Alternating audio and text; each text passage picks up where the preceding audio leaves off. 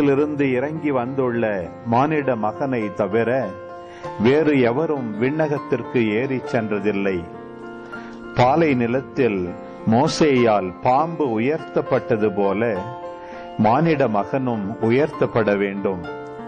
அப்போது அவரிடம் நம்பிக்கை கொள்ளும் அனைவரும் நிலை வாழ்வு பெறுவர்.